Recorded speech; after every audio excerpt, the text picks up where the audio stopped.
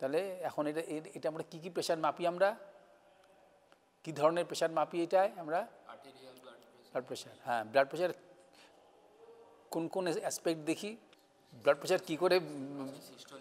হ্যাঁ, একটা systolic blood pressure, একটা ডায়াস্টোলিক ব্লাড প্রেশার। এই যে সিস্টোলিক ব্লাড প্রেশার, এটার কি ডেফিনিশন? ও যেটা বলেছে সেটা কীভাবে ত্রুটিপূর্ণ? ওর কোনো ধারণা জন্মেনি, ও কতগুলো শব্দ করেছে, বুঝতে পেরেছো? ধারণা জন্মায়নি সেই। তাহলে সিস্টোলিক ব্লাড প্রেশার কাকে বলে?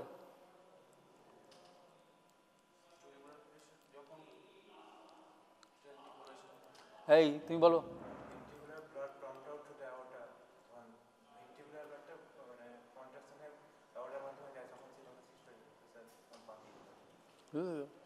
এই যে তোমাদের যে নলেজ হয়েছে, হ্যাঁ, তোমার কত রোল?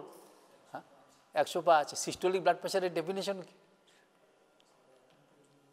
হ্যাঁ, কি জোরে বলো? ডিপোলারাইজেশন। আর তুমি যে পিছনে আছো, তোমার কত রোল? 128। তোমার কি ধারণা? 1 নম্বর হচ্ছে যে শুনে রাখো, এগুলি মনে রাখবে এবং তাহলে পরে কাজে লাগবে। হ্যাঁ, ডিপোলারাইজেশন, রিপোলারাইজেশন এগুলো হচ্ছে ইলেকট্রিক্যাল ব্যাপার, মিলি ভোল্ট মিলি সেকেন্ডের ব্যাপার। সেটা পরোক্ষভাবে এসের সঙ্গে যুক্ত, কন্ট্রাকশনের সঙ্গে যুক্ত। কন্ট্রাকশন হচ্ছে মেকানিক্যাল ইভেন্ট, মানে না এক্সাইটেশন কন্ট্রাকশন কাপলিং। হ্যাঁ, মানে আমি তোমার উপরে বিরক্ত হলাম, তোমাকে 2-4টা গালিগালা দিলাম, সেটা হচ্ছে তোমার একরকম। তারপর গালিগালা দিয়ে যখন থাপ্পড়টা দেবো, তখন সেটা হচ্ছে মেকানিক্যাল অ্যাকশন। তাহলে এখানে মেকানিক্যাল অ্যাকশনটা তোমাকে এখানে মনে রাখতে হবে, বুঝতে পেরেছো? ইলেকট্রিক্যাল অ্যাক্টিভিটি তুমি সেগুলি যদি বলতে যাও, তারপরে এগুলো সব লোকে হাসবে। যারা এখানে পরীক্ষা নিতে আসবে এরপরে, তারা হাসবে যে এদের কোনো বোধই হয়নি। এক্সাইটেশন কন্ট্রাকশন কাপলিং, এক্সাইটেশনের পরে কন্ট্রাকশনটা হয়। যেমন দেখো না, আগে দেখবে বিদ্যুৎ চমকায়, তারপরে হয় শব্দটা পাওয়া যায়। হ্যাঁ, লাইটনিং, তারপরে থান্ডার, এরকম। ভাষা যাই হোক, ভাবটা একই জিনিস আছে, বুঝতে পারছো? এবং এই যে এক্সাইটেশনটা হয়, ইলেকট্রিক্যাল এক্সাইটেশনটা হয়, এটার প্রয়োজন কি? নেচার এর জন্য কী কেন ব্যবস্থাটা করেছে? এক্সাইটেশনের পরে কন্ট্রাকশন কেন হয়?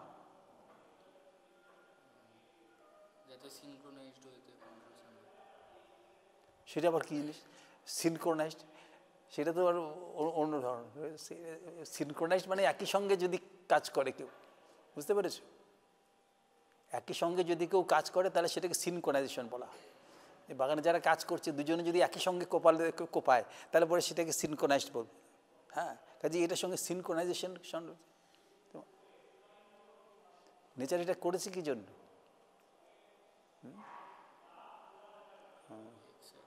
জানো না এক্সাইটেশনটা এটা যে প্রয়োজন, যে নেচার যে করেছে কী জন্য, তার কি মনে হয় তোমাদের?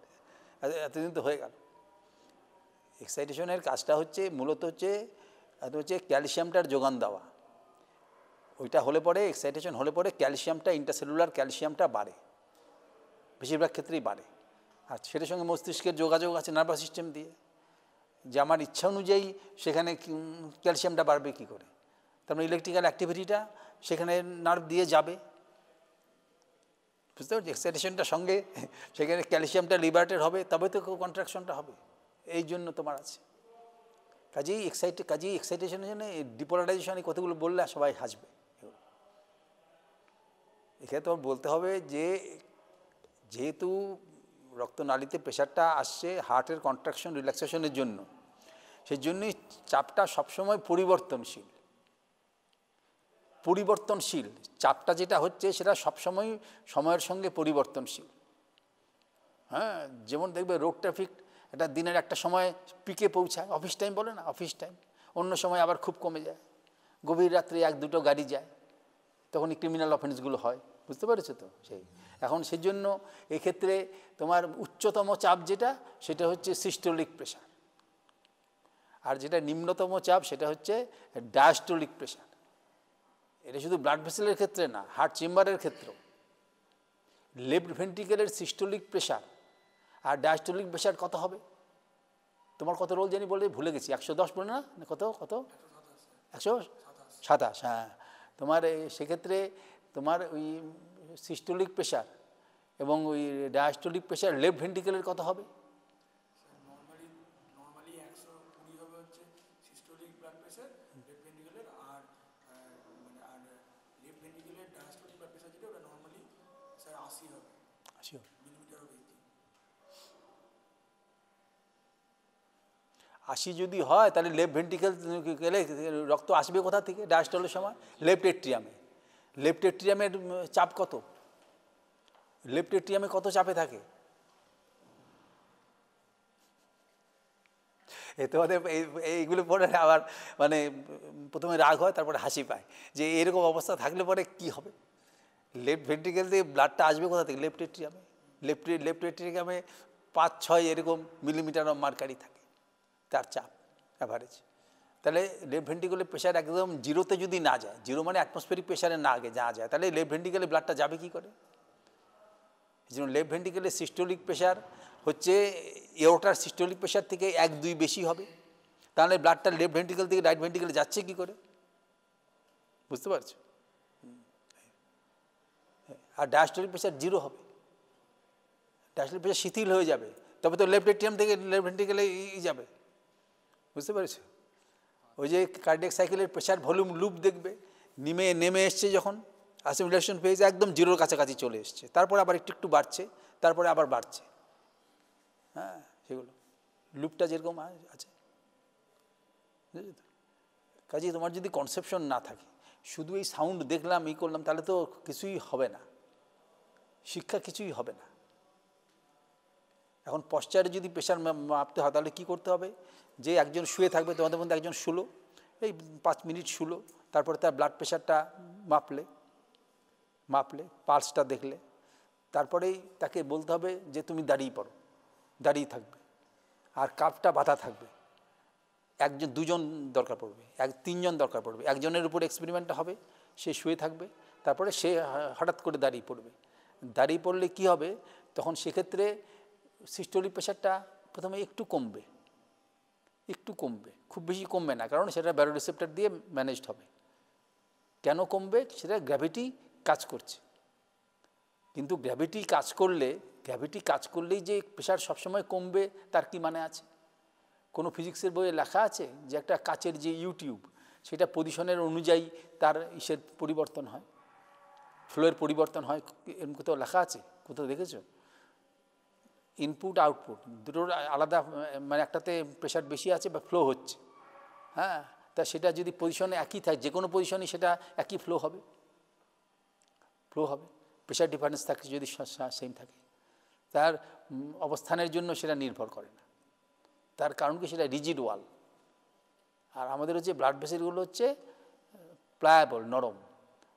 তার ফলে যেই লোকটা দাঁড়িয়ে পড়বে, সেই ব্লাডটা তো ইউটিউবের মতো আসতে চেষ্টা করবে, কিন্তু যেই প্রেশারটা বাড়বে সেই সমস্ত ভেসেলগুলো, ভেইনগুলো, সেগুলো ডাইলেট করবে, তার স্পেসটা বেড়ে যাবে, এবং সেই জন্যই ভেনাস পুলিংটা হয়।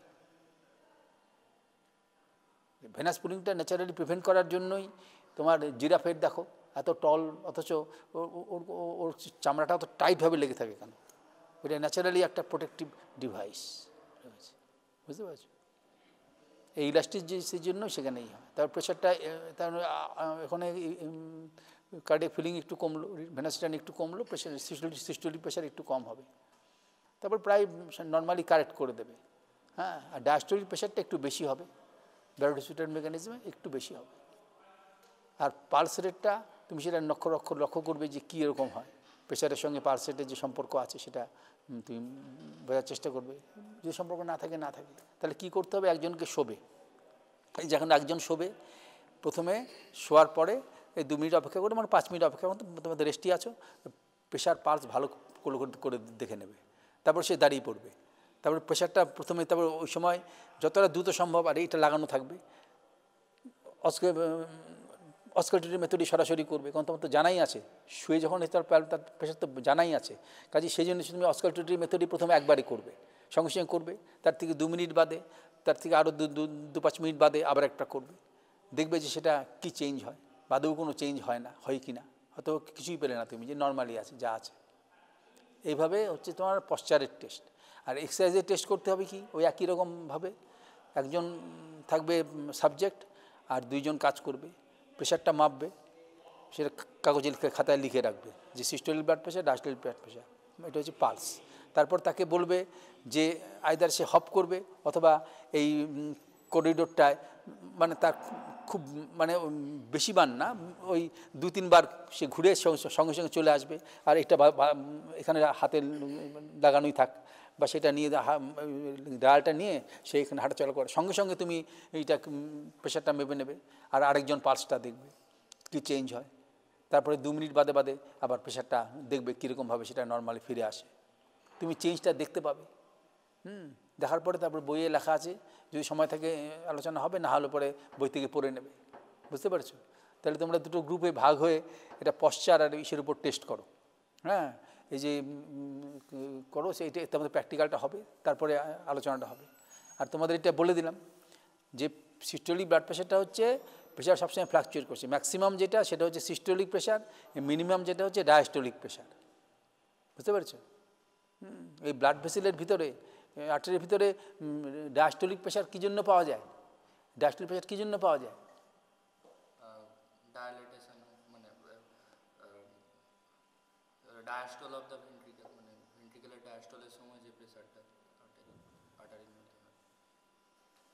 ডায়াস্টল মানে তো হার্টটা তখন শিথিল হয়ে যাচ্ছে, সে কন্ট্রাকশন করছে না, সংকোচন হচ্ছে না, প্রসারণ হচ্ছে।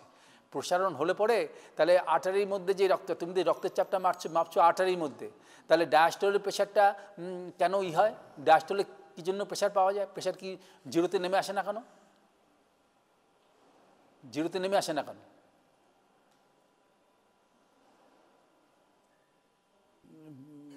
রক্তনালীর মধ্যে, হ্যাঁ, যে কোনো রক্তনালী উপরে সে তো একটা সবসময় একটা চাপ থাকে, যদি ভর্তি থাকে, হ্যাঁ, তাহলে তার তো একটা চাপ তো থাকে, সেটা হচ্ছে অ্যাটমসফিয়ারিক প্রেশার। হ্যাঁ, যদি ইনপুট গ্রেটার দেন আউটপুট হয় তাহলে পরে প্রেশারটা বাড়বে,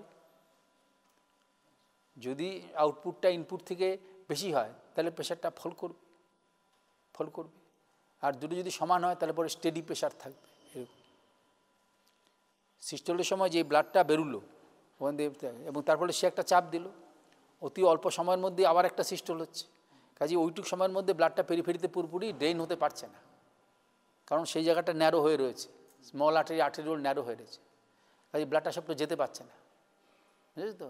সে তখন ওয়ালে চাপ দিচ্ছে, ওয়ালে চাপ যখন ব্লাড ভেসেলের ওয়ালে, এই যে উইনকেসেল এফেক্ট পরীক্ষায় দিয়েছিলাম, সেই ব্লাড ভেসেল ইলাস্টিক আর্টারিগুলো সেটা তখন এক্সপান্ড করছে, ডায়াস্টোলের সময় সে কন্ট্যাক্ট করছে, তখন ব্লাডটা তো ব্যাক করতে পারছে না, সেখানে ইটা রয়েছে, ভালভ রয়েছে, এওটিক ভালভ রয়ে গেছে, তারপরে কী হবে? সে সামনের দিকে একটা চাপ দিতে থাকবে, এই জন্য সবসময় একটা ফ্লো থাকবে। তাহলে পরে কী হতো?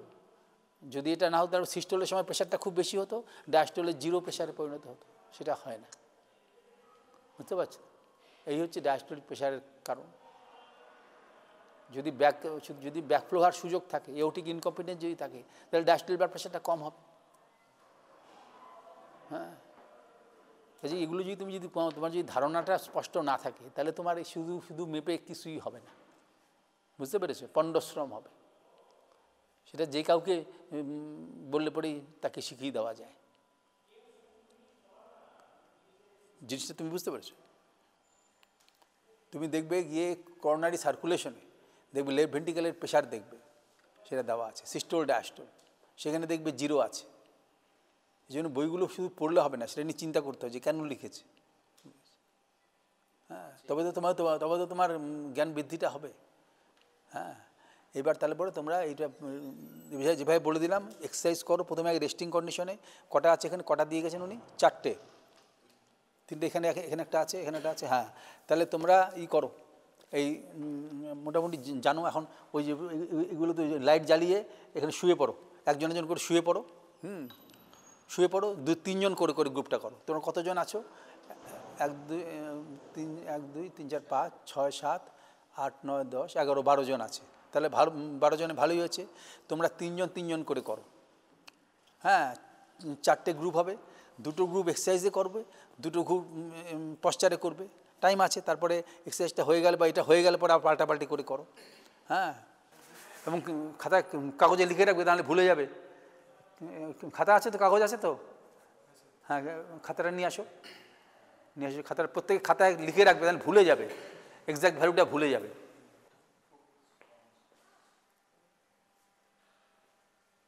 আর পালসটা কি আরেকজন দেখো তোমরা, কম আছে নাকি? হ্যাঁ,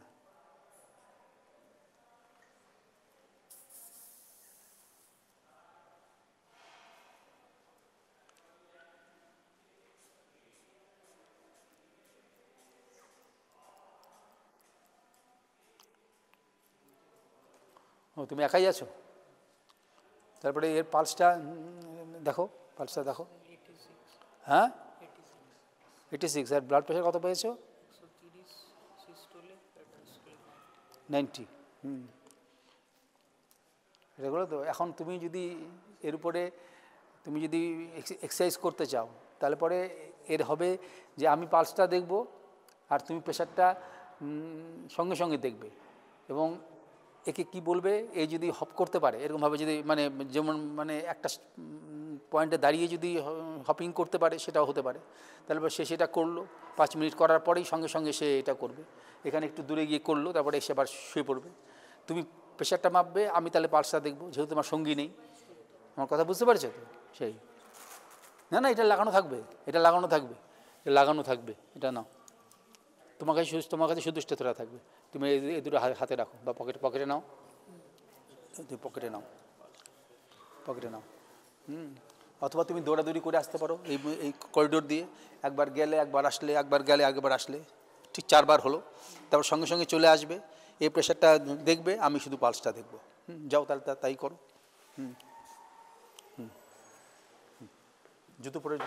জুতোটা পরে নাও। হ্যাঁ, সঙ্গে সঙ্গে তুমি একদম ওই করিডোর থেকে একবার ওই মোড় থেকে একবার ওইখানে যাবে, একবার যাবে, দৌড়ে যাবে, আবার একবার, তোমার ইয়ে হয়ে যেতে কোনো কোয়ালিটেটিভ টেস্ট। তারপর আবার যাবে, আবার আসবে, তাহলে পর 4 বার এই ডিস্টেন্সটা তোমার হলো। তারপর সঙ্গে দৌড়তে দৌড়তে এসে শুয়ে পড়বে জুতোটা খুলেই। হ্যাঁ, আমরা সঙ্গে সঙ্গে আমি পালসটা দেখবো, ওর প্রেশারটা দেখবে, কী পরিবর্তন পায়। হ্যাঁ হ্যাঁ হ্যাঁ হ্যাঁ, কারণ এটা যদি তুমি খুলো আবার লাগাতে যাও, তার সময় নষ্ট হবে। এটাই হচ্ছে শিক্ষা। হ্যাঁ, আমি তো পালসটা দেখবো, তুমি প্রেশারটা দেখবে। হ্যাঁ, তারপরে 2 মিনিট অন্তর অন্তর করে, প্রথমে একটা করার পরে 2 মিনিট একটু এদিক ওদিক হবে, দেখেন তোমার জিনিসটা একটা ধারণা থাকবে। হ্যাঁ, এটা স্মৃতিতে থাকবে তোমার। তাহলে পরে তোমরা এই তুই কার প্রেশারটা মাপছো, কার প্রেশারটা মেপেছো? প্রেশার মেপেছো, তোমার কত এসছে? আর তোমার 170 আসছে। তাহলে পরে ওই দুটো তোমার যেটা বেশি আছে সেটাই তোমরা ধরো। হ্যাঁ, কাগজে লিখেছো? লিখবে তো, তাহলে ভুলে যাবে তো।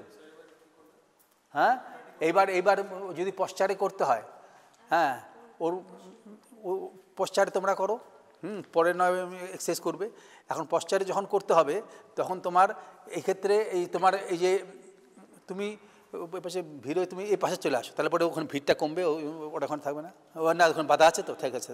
তাহলে তুমি করবে কি, দাঁড়িয়ে পড়বে, ওখান থেকে নেমে দাঁড়িয়ে পড়বে, সঙ্গে সঙ্গে প্রেশারটাও দেখবে, সঙ্গে সঙ্গে প্রেশারটা দেখবে।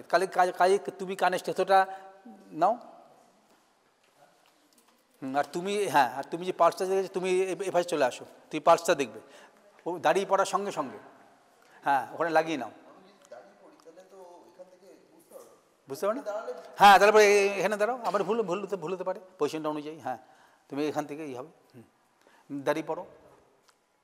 হ্যাঁ হ্যাঁ, করা অবস্থায় থাকবে। হ্যাঁ, তুমি দাঁড়িয়ে পড়ো, ওইটা ধরে রাখো, তুমি ধরে থাকবে, ও তাহলে বুঝতে পারবে। হ্যাঁ, লাগিয়ে রাখতে পারো। হ্যাঁ, দাঁড়িয়ে পড়ো, সঙ্গে সঙ্গে এবার তুমি পালসে হাত রাখো। হ্যাঁ, মাপো। হ্যাঁ,